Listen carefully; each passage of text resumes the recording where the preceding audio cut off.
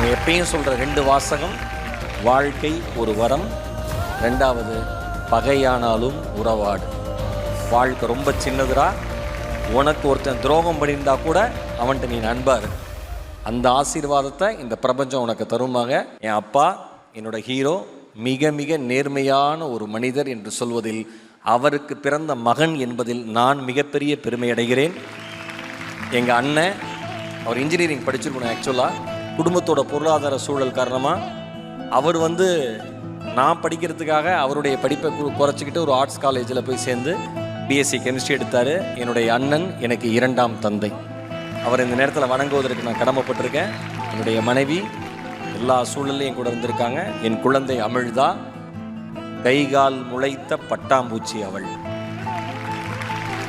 இதயம் நிறைந்த அன்போடு உங்கள் அனைவரையும் வணங்குவதற்கு நான் கடமைப்பட்டிருக்கிறேன்.